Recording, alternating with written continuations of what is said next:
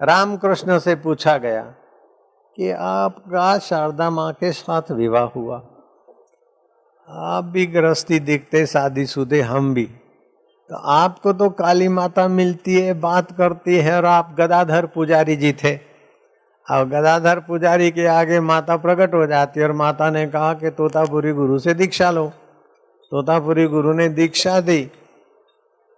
पहले तो दीक्षा लेने से इनकार करते थे कि मैया तुम मुझे दर्शन देते हो तो मुझे गुरु करने की क्या जरूरत है। तो मैया ने कहा कि तुम मनोमय शरीर में हो, भाव शरीर में हो, भावना की तीव्रता होती तो मैं प्रकट होती हूँ और फिर मैं अंतर्धान होती हूँ।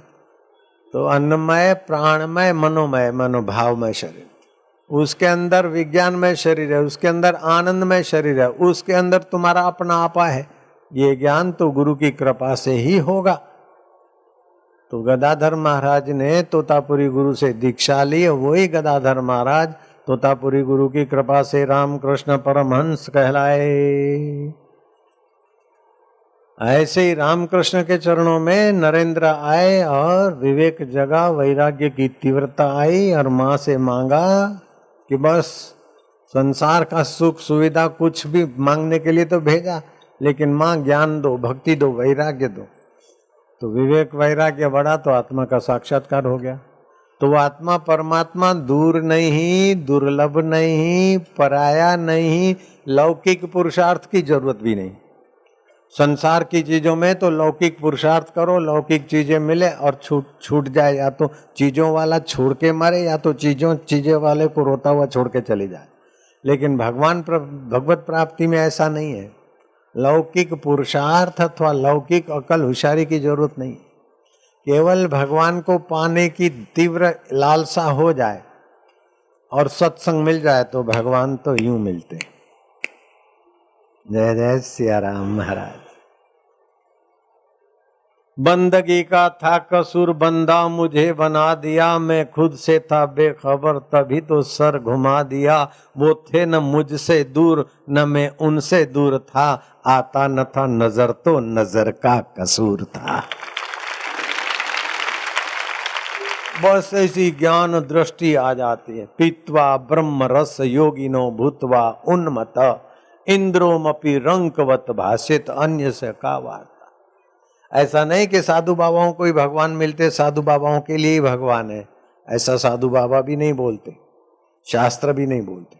भगवान सबके हैं। अपि चेत दुराचारे भ्यो पापे भ्यो पाप कृतम। गृहस्थी तो गृहस्थी, लेकिन दुराचारी और पापियों में भी आखिरी लाइन का कोई पापी हो, लेकिन भगवान को पाने की इच्छा कर ले, भगवान को अपना मान ले, साधु रेव समंतव्य। उसको साधु भगवान मानते, वो साधु है, क्योंकि उसने निश्चय कर लिया ना कि मुझे सच्चा सुख पाना है, सच्चे प्रीतम को पाना है, सच्चे हितैषी को पाना है। सुहृदम सर्वभूतानाम ज्ञात्वा माम शांतिम मृच्छति। मैं प्राणी मात्र का सुहृद हूं, ऐसा जो जानता है वो शांति पा लेता है। तो सत्संग में आने से एक एक कदम चलकर आते हैं गाड़ी मोटर से, एक एक यज्ञ करने का फल होता है। बैठते तो भक्ति योग का फल होता है, सुनते तो ज्ञान योग का फल होता है, और सत्संग में जब सामूहिक कीर्तन करते तो तुमुल ध्वनि पैदा होती। क्यों महाराज जी?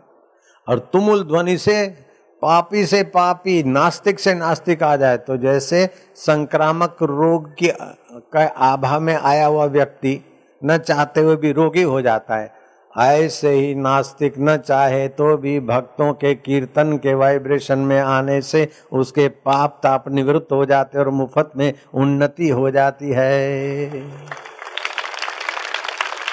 एक बहरा था और अंधा भी था। महावीर आए थे, किसी को बोला ये हल्ला गुल्ला सावश्री नगरी में किस बात का है? क्या राजा का जन्म दिवस है या राजा को बेटा बेटा हुआ है उसका कोई महोत्सव है? बोले नहीं, न महोत्सव है बेटे का, न जन्म दिवस है, संत महावीर आए हैं, इसीलिए लोग भागे भागे जा रहे हैं कथा में बैठने को। तो मुझे ले चलो। अरे हैं, तुमको ले चले, तुम क्या करोगे? आंख से तो देखोगे नहीं और बहरे हो तो सुनोगे भी नहीं। बोले मैं तो बहरा हूं, अंधा हूं, लेकिन संत की नजर पड़ेगी और सत्संगी सुनेंगे, उनका धक्का मुक्का तो लगेगा कम से कम। सुनने वाले और देखने वालों का सानिध्य तो मिलेगा। और उस व्यक्ति को ले गए और फिर कथा कहाँ पहुंची मैं आज बताऊंगा आपको, कहाँ कहाँ ऊंचाई हो जाती। दूसरा, अहमदाबाद के पास में 25 किलोमीटर के अंतर पर प्रताप भाई कुंवर बाई माँ के कोख से अंधा बालक पैदा हुआ। 10 साल की उम्र में तो माँ बाप छोड़ के चले गए। अब वो बच्चा ढपली बजाए और अहमदाबाद से बड़ौदा की और लोकल गाड़ियां चलती थी, वो आधी बड़ौदा तक नहीं जाता, आधे तक जाके फिर शाम को वापस आए।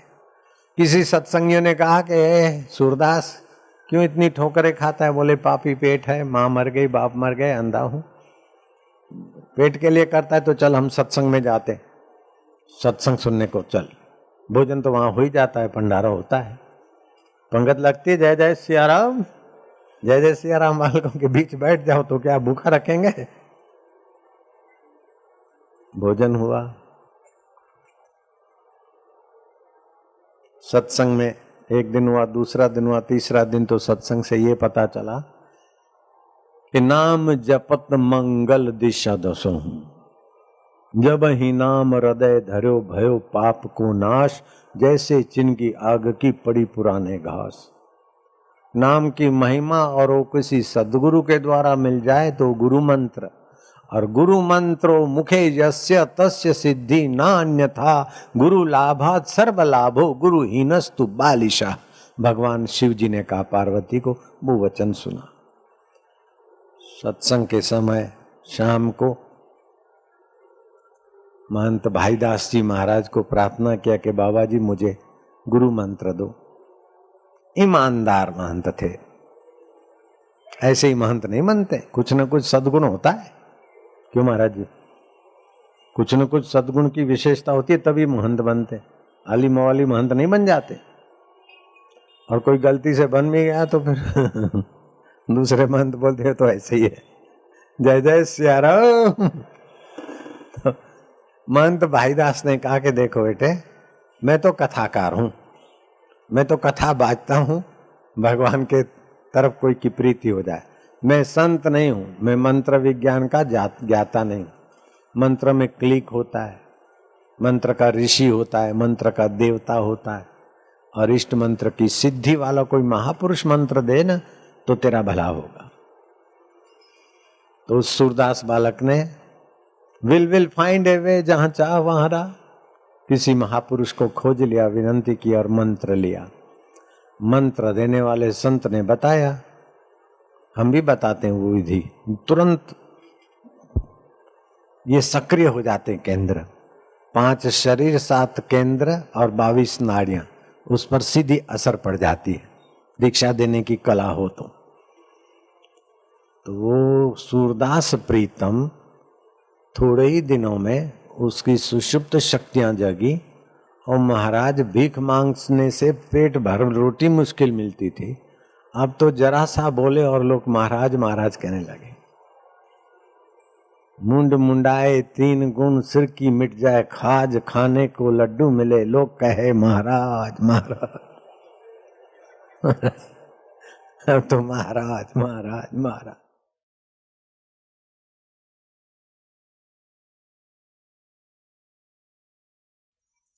हरि ओम,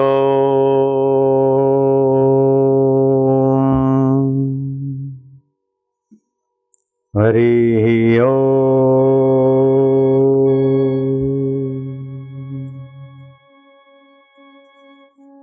हरि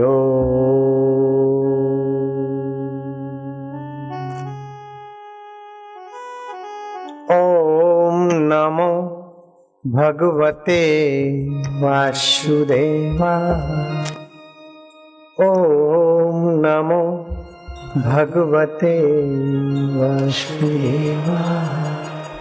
वासुदेवाय वासुदेवाय, प्रीतिदेवाय प्रीतिदेवाय, भक्तिदेवाय भक्तिदेवाय, शांतिदेवाय शांतिदेवाय, मम देवाय मम देवाय, प्रभुदेवाय प्रभुदेवाय। भगवान को अपना माने बिना भगवत प्रीति सुदृढ़ होती ही नहीं है। जिस चीज नश्वर चीज को भी अपना मानते तो वो प्रिय लगती। कुत्ता चप्पल पर कुछ का कुछ कर रहा है लेकिन अपनी चप्पल नहीं। जब अपनी चप्पल की और कुत्ता पिचकारी लगाने को सोचता है तो आप उठ खड़े होते हैं। चप्पल को आपने अपना माना तो प्यारी लगी। चप्पल पहले आपकी थी नहीं, बाद में रहेगी नहीं, लेकिन अंतरात्मा परमात्मा आपका पहले थे, अभी हैं और बाद में रहेंगे। उसको आप अपना मानकर भजन करोगे तो प्रीति पूर्वक होगा। अपना तो में प्रीति होती और प्रीति पूर्वक भजन करने से भगवान बुद्धि में अपनी करुणा कृपा का योग देते हैं। भगवान का वचन है, भजताम प्रीति पूर्वकम ददामि बुद्धि योगम तम ये न माम उपयांति थे। जो मुझे प्रीति पूर्वक भजते हैं उनकी बुद्धि योग देता हूँ, और बुद्धि योग होने से भगवत रस, भगवत विश्रांत सामर्थ्य और भगवत प्रीति, भगवत सौंदर्य जागृत होता है। उस सूरदास बालक को गुरु जी ने दीक्षा दी, प्राणायाम करने की विधि बता दी। चोटी के नीचे नाड़ी जाल है, उसमें बुद्धि का कार्यालय है। उस कार्यालय के निर्णय अच्छे होने से मनुष्य ऊंचाइयों को छूता है, गुरु ने बता दिया। महाराज वो बालक अब तो सूरदास प्रीतम, भिखारी प्रीतम नहीं, धीरे धीरे संत प्रीतम दास के रूप में उभर आए। सत्संग चला, भजन चले, ऐसा करते करते गुरु गोविंद राम जी का मंत्र दीक्षा से उस बालक के ये सातों केंद्र और पांचों शरीर में भगवत सत्ता, भगवत चेतना और भगवत आनंद का संचार हुआ। फिर इसको माला घुमाने की आवश्यकता नहीं पड़ती थी। श्वासोश्वास की माला जाप अंतरंग साधना है, लेकिन उससे भी आगे निकलने की एक तरकीब गुरु ने बता दी थी। वो बालक सातों शरीर और पांचों शरीरों की सुषुप्त शक्तियों को जगाने में सफल हुआ। अहमदाबाद से भीख मांगने बैठता आनंद तक, और फिर लौट के आता, बड़ौदा भी नहीं जाता। अभी उसी भूतपूर्व उस अनाथ बालक को जब नाथ के साथ जोड़ने वाली गुरु दीक्षा मिली, संत प्रीतम दास के नाम से सुप्रसिद्ध हुए, और 52 मठ हैं उनके, 50 और 2 52 मठ मंदिर है। और उनकी समाधि में देखने गया था, संदेसर में है, आनंद के पास, आनंद से 12 किलोमीटर दूर। वहां समाधि पर वहां के आयोजकों, ट्रस्टियों ने मुझे बताया कि वो महाराज बोलते थे और 4 विद्वान उनकी लौकिक भाषा में ही भजन और सत्संग लिखते थे। वो मुझे कबाड़ भरा हुआ प्रतियां दिखाई। उसमें से कुछ प्रतियां तो हिंदी गुजराती में अनुवाद हुई, कुछ बाकी मेरे को दिखाई वो पड़ी थी।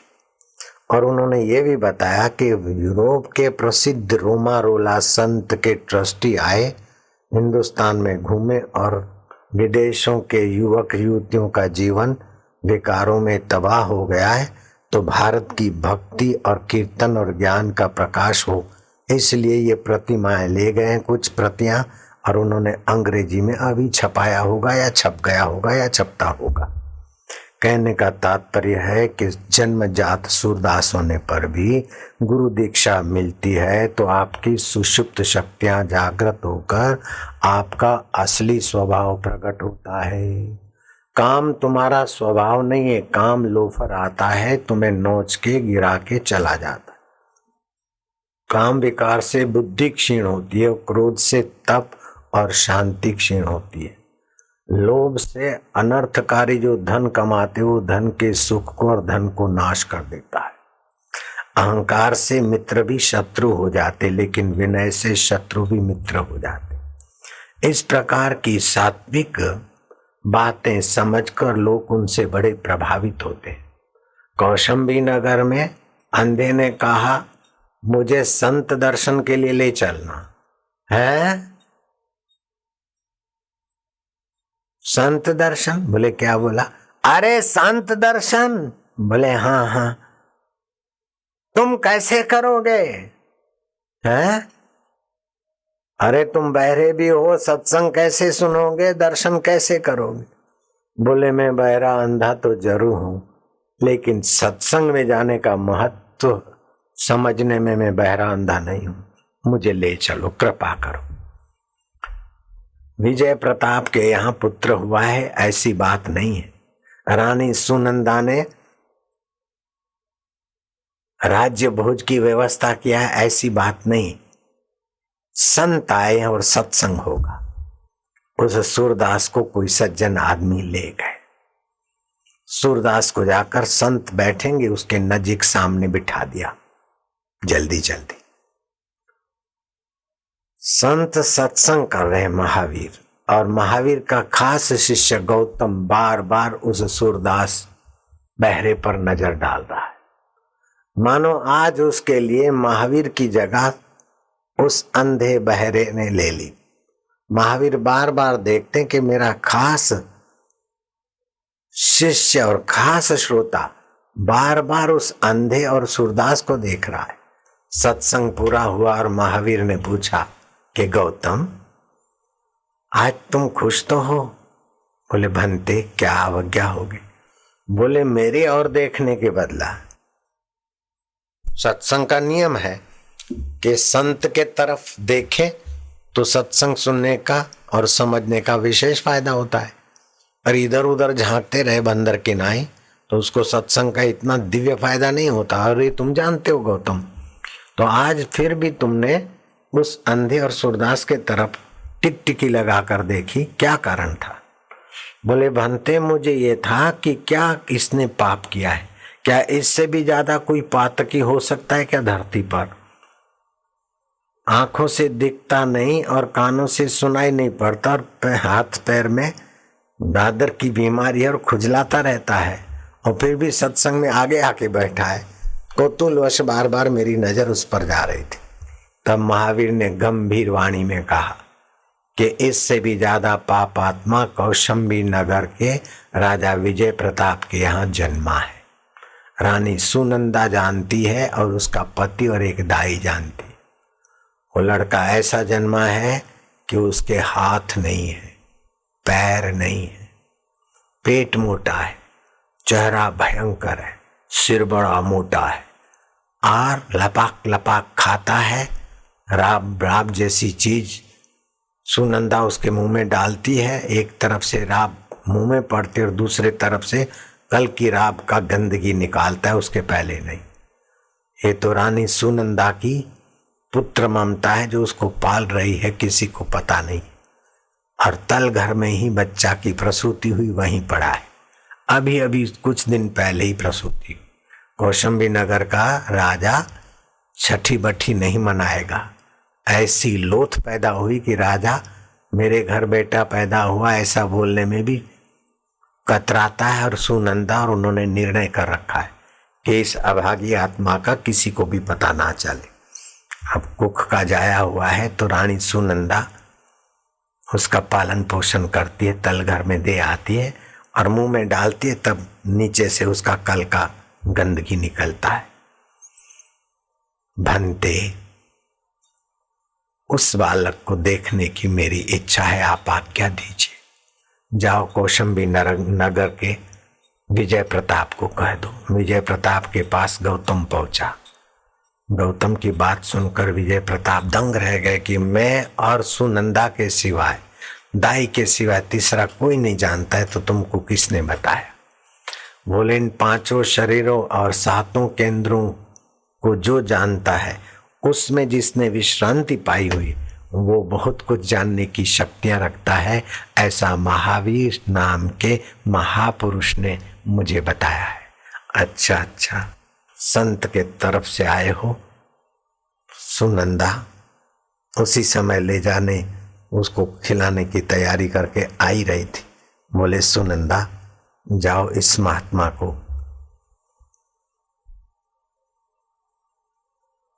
राजा बोलने में भी बहुत संकोच आता था। बेटे का नाम रखा था मकराक्ष। राक्षस हो गया पूर्व काल में मकराक्ष, ऐसी राक्षसी वृत्ति का मकराक्ष को तो खाना देने को जाती तो उस गौतम को ले जाओ, संत के शिष्य है। रानी ने कपड़े की क्लीदियां दी, महाराज नाक को बांध दो, मुंह को कुमटी बांध दो और कान बांध दो, गंदे कीटाणु है, गंदा वातावरण है, आपको क्या सूझी कि उस आत्मा को देखने को आए हैं, चलो। तल घर में ले गई तो बदबू मक्खियां जो ही रानी ने मुंह में डाला त्यों पूर्व के अनुसार शरीर से धड़क भड़क करते हुए मैला निकला और लपकारे मार रही थी उसकी जीभ। जल्दी देखकर खिलाकर रानी बाहर आई और गौतम भी आए। गौतम जाकर महावीर के चरणों में गिरे कि प्रभु, ऐसा तो कौन सा उस बालक का अभी जो राजा के घर जन्मा है, तो ऐसा कौन सा पुण्य है जो राजघर में जन्मा, और ऐसा कौन सा पाप है जो उसको हाथ ही नहीं, पैर नहीं और लपकारे राक्षस की नहीं मार रहा है। बोले गौतम, पूर्व काल में सुकर्णपुर का वह विशेष इकाइयों का अधिकारी राजा था, 500 गांव का वो स्वामी था।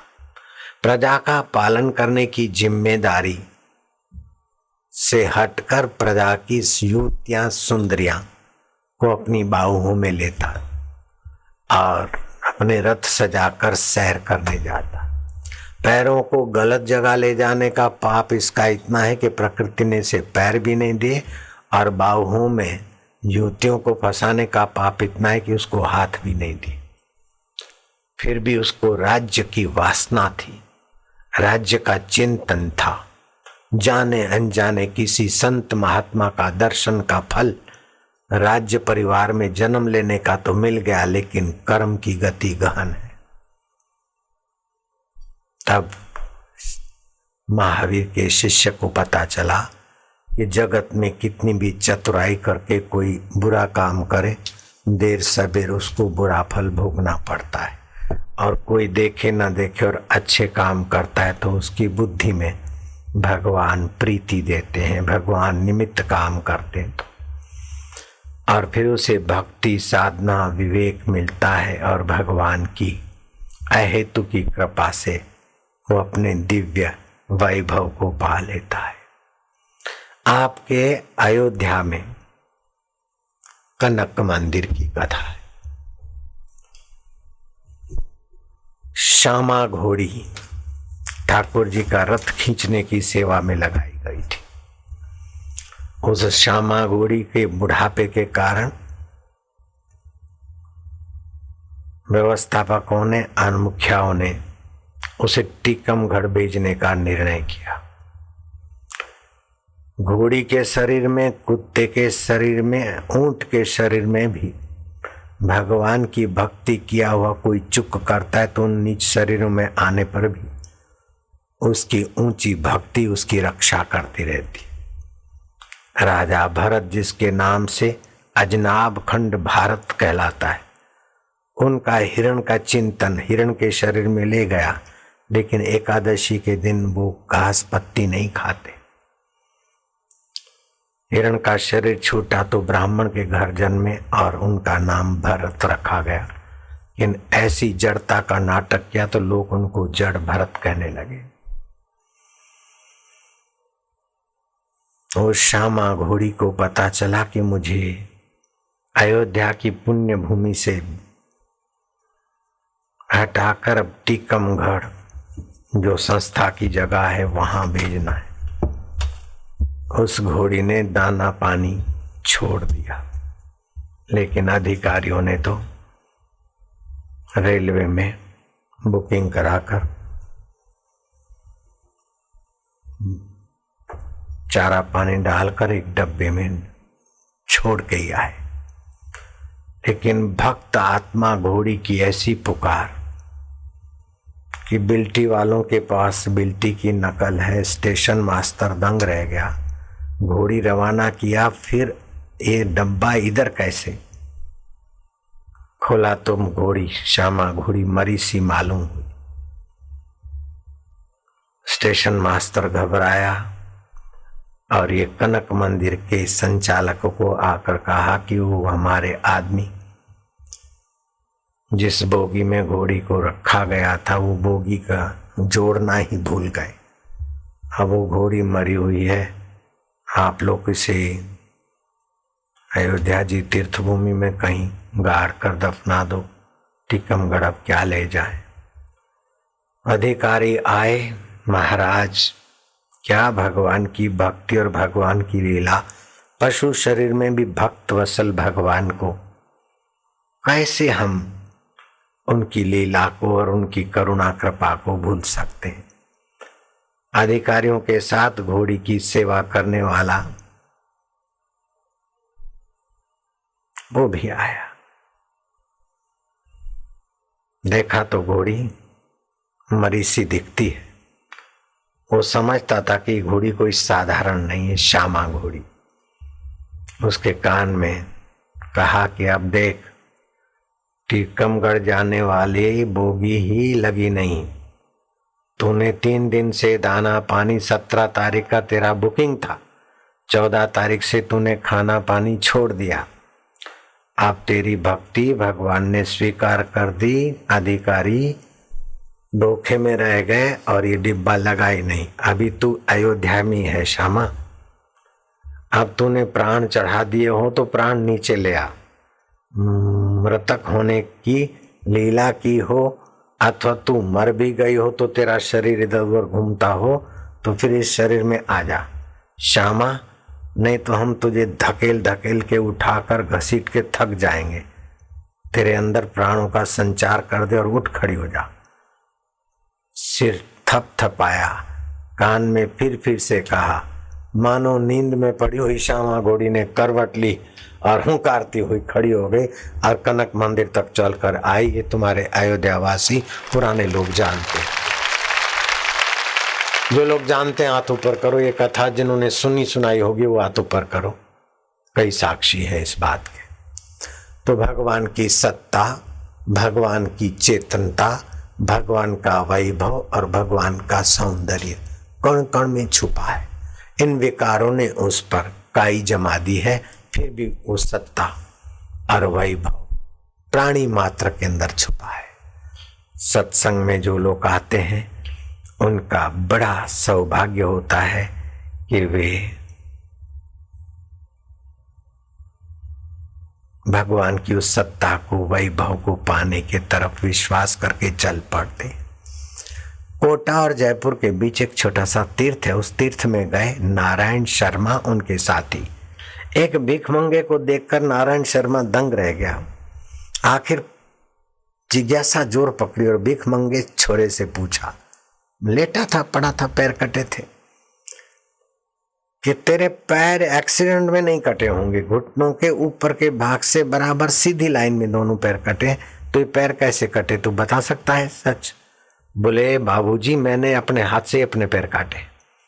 मैं बकरी चरावा था, 15-16 साल का था, बड़ा उद्यमी लड़का, उत्पात करता था, कुहाड़ी रखता था साथ में, हम मेरे बराबरी का कोई नहीं, बड़ी हेकड़ी थी मुझे। बकरियों के लिए कहीं डाली वाली काट के फिर कुहाड़ी लेकर जंगल में भटक रहा था। एक हिरणी ने मासूम बच्चे को प्रसूति दे रही थी, प्रसूति उसकी पूरी हुई न हुई और मैं जा धमका। हिरणी मेरे भय से और मेरी क्रूरता और कुहाड़ी से भयभीत होकर हिरणी भाग गई और मैंने उस मासूम हिरणी के बच्चे के चारों के 4 पैर टांग के ऊपर, घुटने के ऊपर से काट डाले। मेरी क्रूरता का उस समय मुझे मजा आया, बहादुरी, लेकिन अब आप ध्यान से सुनना, उस जगह पर दूसरा कोई नहीं था। बाबूजी, हिरणी जाकर फरियाद करे संभव नहीं है, हिरण मासूम को क्या पता कि ये पाप है कि पुण्य।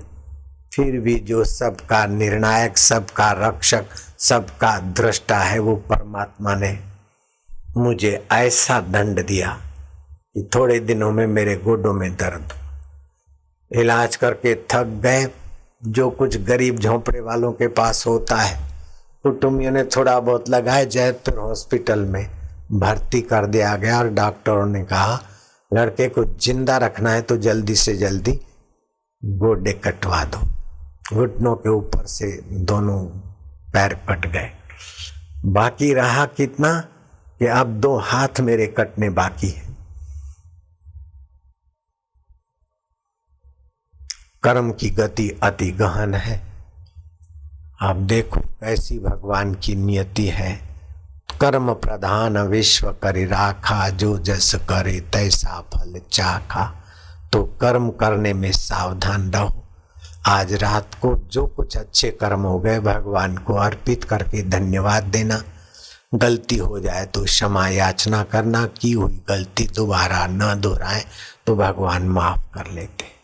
भगवान के नाम का आश्रय लेना, भगवान में विश्रांति की विधि सीख लेना और भगवान को अपना मानकर उनसे प्रीति करने से भगवत भक्ति का प्रसाद हृदय में प्रकट होता है। भगवत प्रसाद जा मति बनती है। तामसी मति शुभ को अशुभ, अशुभ को शुभ मानती है। राजसी मति लोभ लोभ में खप जाती है। सात्विक मति जियो और जीने दो, लेकिन भगवत प्रसाद जा मति जियो जीने दो इतने में ही रुकती नहीं है। भगवान राम ही केवल प्रेम प्यारा, जान सके को जान न हारा। भगवान प्रेमास्पद है। संसार के दुख मिटाने के लिए लोग गलती करते, संसार के सुख की इच्छा करते। सुख से दुख नहीं मिटते, दुख दबते हैं और सुख भोगी खोखला हो जाता है। भगवान की भक्ति से दुखों की जड़ें कटती है। 90% तो भगवान की भक्ति से दुखों की जड़ें कट जाती है और भगवत रस आने लगता है। 10% भगवान दूरी दिखते हैं अथवा भगवान नाराज न हो जाए, भगवान से मैं बिछड़ न जाऊं, ये द्वैत का भय बना रहता है। जब पराभक्ति मिलती है तो भगवान से दूरी, परायापन और हट जाने का भय हट जाता है और मद भक्ति लभते पराम, मेरी पराभक्ति प्राप्त करके भक्त मुझमय हो जाता है। तो राजा जनक को आत्म वैभव की प्राप्ति हुई तो राजा जनक ने देखा कि पब्लिक को चाहे कितना भी धन, सत्ता, राज्य, सुविधाएं मिल जाए, लेकिन जब तक प्रजा के हृदय में आत्मा परमात्मा का ज्ञान नहीं होगा, आत्मा परमात्मा का वैभव का पता नहीं होगा, तो बाहर का मिट जाने वाले वैभव में कंगले रह जाएंगे। राजा जनक ने सत्संग का आयोजन किया। सत्संग करना, कराना, दूसरों के लिए सत्संग व्यवस्था करना, ये अपने आप में बहुत बड़ा देवी कार्य, महापुण्य है।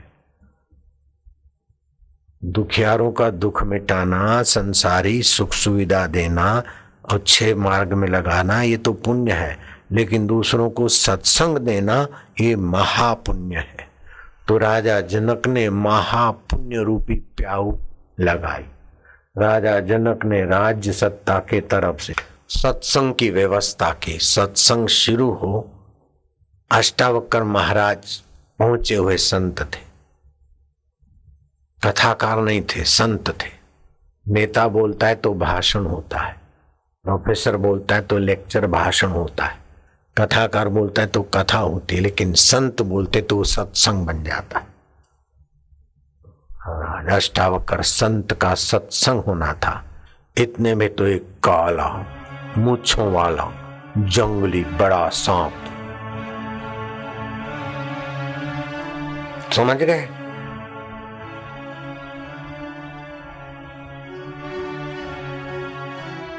सत्संगियों में हिलचाल हो गई। त्रिकाल ज्ञानी संत ऋषि अष्टावक्र ने कहा कि ये सांप कोई साधारण सांप नहीं है, ये तुम्हें काटने के लिए नहीं आया, ये इसी मिथिला का भूतपूर्व 7वीं पीढ़ी पहले का राजा आज है। सत्संग सुनकर पाप नाश होंगे, उसकी सद्गति होगी। सत्संग से अज्ञान का अंश मिटता जाता है, पाप नाश होते जाते हैं, शांति मिलती जाती है। मेटत कठिन कुअंक भाल के, भाग्य के कुअंक मिटने लगते सत्संग के। ये अपने कुअंक मिटाने को आया है, आपको काटेगा नहीं, कोई इससे डरे नहीं और कोई इसे परेशान करे नहीं। जब तक सत्संग चलेगा तब तक ये आता रहेगा और सत्संग की आखिरी वेला में इसका ये चोला छूटेगा। ये सांप की पाप योनि से मुक्त होकर देवता के रूप में प्रकट होगा और मैं इसको आदेश दूंगा, आप बीती कथा तुमको सुनाएगा। संत की अवज्ञा करके कौन पाप कमाएगा? सभी ने संत की आज्ञा मानी, सत्संग में उसको आराम से प्रवेश मिला। सत्संग चलते चलते जब आखिरी सत्संग का सत्र था, वो सांप जो कुंडली मार के बैठता था वो बार बार दंड की नाई ऊंचा हो और फन पछाड़े, ऊंचा हो और फन पछाड़े, ऊंचा हो फन पछाड़े। 5-25 झटके पटके के बाद किसी कंकड़ पत्थर से उसकी फन टकराई, खून निकला, उसकी जीव रूपी ज्योति निकली और देखते देखते देवता के रूप में प्रकट हो। सभा के लोग आश्चर्य के समुद्र में गोते खाने लगे। राजा जनक का माथा सूंघा उस राजा अज ने, बेटा पुत्र हो तो तुम्हारे जैसा हो, तू कुल का दीप है, तूने सत्संग करा के 7-7 पीढ़ियों की दुर्गति निवारण की जो पुण्यमयी क्रिया की है राजा जनक, तेरा नाम अमर रहेगा। अष्टावक्र मुनि को प्रणाम किया। तब अष्टावक्र ने कहा, मैं तुझे जानता हूं, तू राजा अज है, तो आप बीती मेरे सत्संगियों को बता। तब राजा अज जो सांप योनि का चोला छोड़कर देवता के रूप में प्रकट हुआ, उसने धीर गंभीर वाणी में कहा कि प्रजाजनों, इतिहास साक्षी है, आज से 7वीं पीढ़ी पहले का राजा अज हो गया। प्रसिद्धि के लिए ब्राह्मणों को गाय खूब दान की, मरने वाले शरीर की वाहवाही में खूब में मर गया, लेकिन दुर्भाग्यपूर्ण जीवन जीता था। बाहर का धन, बाहर का राज और बाहर की वाहवाही में मैंने बाहिर्मुखी जीवन में अपना मनुष्य जन्म खो दिया। मरने के बाद यमराज के यहाँ चित्रगुप्त ने मेरा हिसाब बताया तो यमराज ने मुझे आदेश दिया कि 1000 वर्ष तक तुम्हें सांप, अजगर और डेंडू, पानी का सांप को डेंडू बोलते, डेंडू की योनि में भटकना पड़ेगा। मैं दंग रहेगा, कहाँ तो राजा अज और कहाँ एक चूहे और मेढक के भोजन के लिए मुझे भागना और तरसना पड़ेगा। प्रभु जी पाहि माम रक्ष माम।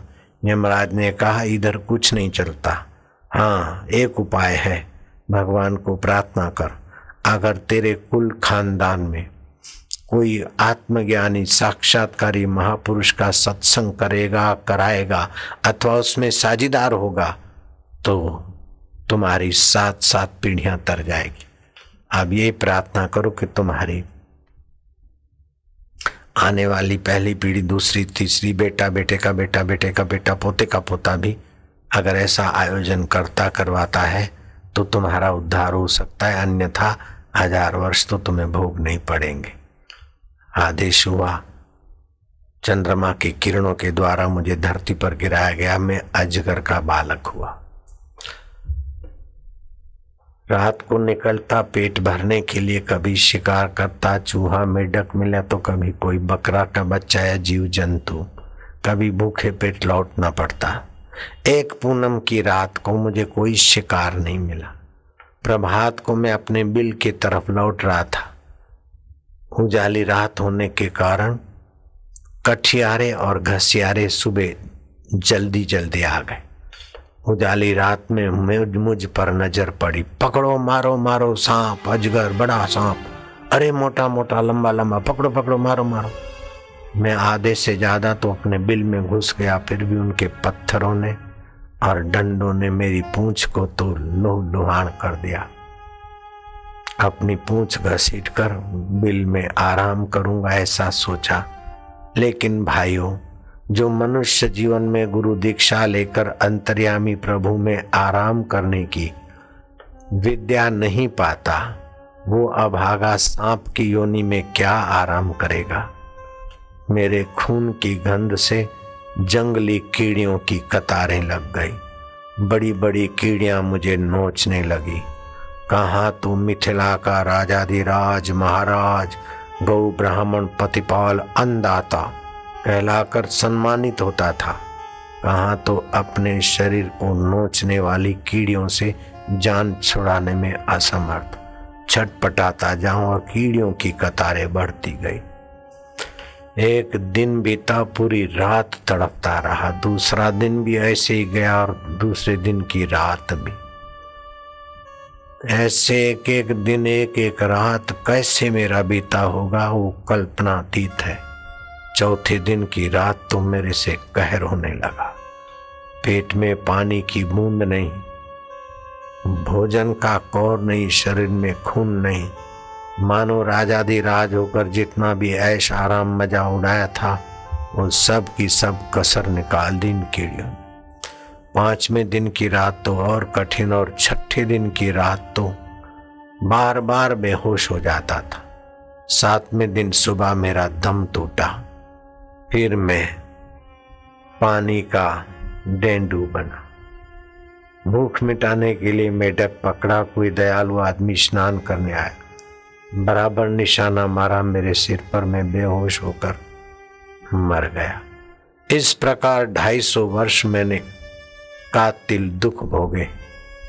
लेकिन बेटा जनक का मंगल हो, जिसने ब्रह्म ज्ञान के सत्संग का प्याऊ लगाकर जनकपुरी के लोगों की 7-7 पीढ़ियां तारने का दैवी कार्य किया और अपनी भी पीढ़ियां तारी। जनक बेटा तुम्हारा मंगल हो। सभा के लोग दंग रह गए। ये सत्संग सुनने से ज्ञान बढ़ता है, प्रेमा भक्ति आती है, चित्त में विकार क्षीण होने लगते हैं। केवल उतना ही फायदा नहीं, सत्संग से बेमाप लाभ होते हैं। इसीलिए भगवान राम शिव जी को हाथ जोड़कर प्रार्थना करते हैं कि प्रभु आप अयोध्या में पधारे हैं, दर्शन दिया है, मुझे एक चीज की कमी खटकती है। शिव जी बोलते राम जी तुम मांग लो अयोध्यापति, अयोध्या में किस चीज की कमी? बोले धन धान्य और लोगों का स्वभाव सब बढ़िया है, लेकिन एक चीज की कमी। राम मांग लो। राम जी कहते हैं प्रभु हमें आपके इस श्रृंगार रूपी सर्प नहीं चाहिए, आपके मुंडों की माला नहीं चाहिए। शिव जी कहते राम जी ऐसी कौन सी बड़ी चीज मांग रहे जो तुम्हें भूमिका बनानी पड़ती है? राम जी तुम जो मांगोगे वो मैंने पहले से दे दिया, अब मांग लो। तब राम जी हाथ जोड़कर शिव जी को कहते कि प्रभु अयोध्या की व्यासपीठ पर सत्संग की गद्दी पर 1 साल के लिए भगवान चंद्रशेखर बैठेंगे और मेरे अयोध्या वासियों को युग युगांतर कल्प कल्पांतरों की कहानियां सत्संग और साधन भजन सुनाएंगे। अयोध्या वासियों का मंगल इसी में है। भगवान राम का दर्शन कर रहे हैं, राम जी के द्वारा सत्संग भी सुन रहे, फिर भी राम जी शिव जी को प्रार्थना करते 1 साल तक लगातार अयोध्या वासियों को सत्संग मिले। शिव जी तो वचन दे बैठे थे, युग युगांतर कल्प कल्पांतर की दिव्य घटनाएं शिव जी जब सत्संग करें तो फिर कहना ही क्या। जब श्री रामचंद्र जी स्वधाम जा रहे थे, अयोध्यावासी मायूस हो गए। राम जी ने कहा हम तो जाएंगे स्वधाम अपने लोक में, जिनको भी आना हो, तुमने सत्संग सुना है, दिव्य चिन्मय वपु हो गया तुम्हारा अंतःकरण। अब चिन्मय सत्ता का सुमरण करके सरजू में प्रवेश कर सकते हो और मेरे धाम में सशरीर पहुंच सकते हो, क्योंकि वर्ष भर सत्संग का पुण्य तुम्हारे पास है, ज्ञान तुम्हारे पास है। श्री राम जी के साथ अयोध्यावासी लाखों की तादाद में सरजू में प्रवेश हुए। किसी का भी मृतदेह मिला नहीं, मुर्दा मिला नहीं, सब चिन्मय वपु को प्राप्त होकर चले गए। जैसे मीरा भगवान के श्री विग्रह में समा गई, केवल उसकी साड़ी का एक पल्लव दिखा, छोर दिखा। तुकाराम महाराज चिन्मय स्वभाव में समा गए। तो जो भक्ति भाव की प्रधानता से साधना करते हैं वो भगवान के चिन्मय स्वरूप का चिंतन करके शरीर चिन्मय करके अंतर्धान कर सकते हैं। लेकिन जो आत्म साक्षात्कारी है वे शरीर को चिन्मय बनाने के रास्ते पे नहीं होते। चिन्मय स्वरूप को मैं जानकर व्यापक विभू हो जाते हैं। उनका शरीर सामान्य लोगों की नाई दिखता है और रहता है और समाधि वमाधि लगा दी जाती। तो दो विभाग होते हैं, भाव से चिन्मय शरीर बनाना, दूसरा चिन्मय तत्व का साक्षात्कार करके मुक्तात्मा होना। तो भगवान राम ने 1 वर्ष तक सत्संग का लाभ अयोध्या वासियों को मिले, इसलिए शिव जी को प्रार्थना की। लाखों लाखों बुझे दिए जगमगाने लग जाते हैं, सभी के चित्त में बाग बहार आने लगी है। मेरा समय सार्थक हुआ, ये महापुण्य कार्य है। रोटी खिलाना, पैसे देना, लौकिक विद्या देना ये दान तो है, लेकिन सत्संग तो महादान महापुण्य है। कन्यादान, सुवर्ण दान, गौदान, अन्नदान, ये सब दान अपनी अपनी जगह पर है, लेकिन ब्रह्म ज्ञान का सत्संग दान उसकी बराबरी कोई कर ही नहीं सकता है। तो भगवत कथा का ध्यान मिलता रहे। राजा आज देखते देखते सुशील और पुण्यशील पार्षद प्रकट हुए।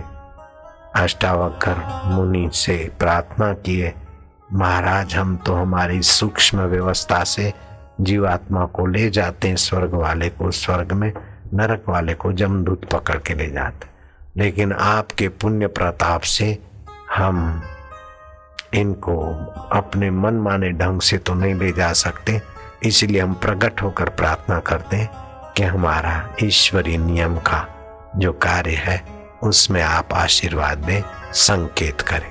अष्टावक्र ने हाथ से आशीर्वाद और सम्मति बख्शी। विमान में बिठाकर राजा अज को स्वर्ग के तरफ पुण्यशील और सुशील पार्षद लिए जा रहे। जहां तक दृष्टि पड़ी तहां तक राजा जनक ने उन्हें विदाई दी। तुम्हारे घर में भी कोई आए 2 मीठे वचन बोल लेना, कुछ खाने को दे देना, अगर खाने की सुविधा ना हो तो पानी का प्याला ही धर देना, जब वो जाए तो 4 कदम उसके साथ विदाई देना, मीठे वचन बोलकर। ये गृहस्थी जीवन का पुण्य और आदर्श जीवन है। तुलसी मीठे वचन से सुख उपजे चहु और, कौवा काका धन हरे कोयल काको दे, मीठे वचन बोल के जग अपनों कर ले। तो तड़ाके की भाषा नहीं। राजा जनक ने अष्टावक्र मुनि को प्रार्थना किया कि मुनिवर, मुझे अपने पूर्वजों से दर्शन करने के लिए योग विद्या सिखाए ताकि मैं इस शरीर से उनके पास जाऊं।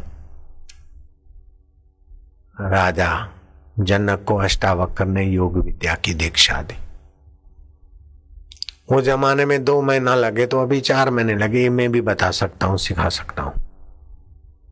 राजा जनक जब यमपुरी गए, यमराज ने कहा कि तुम मरकर नहीं आया, विधि बिना के आए, फिर भी तुमने लोगों के लिए सत्संग का प्याऊ खोला है, तो मैं 2 हमारे दूत देता हूं।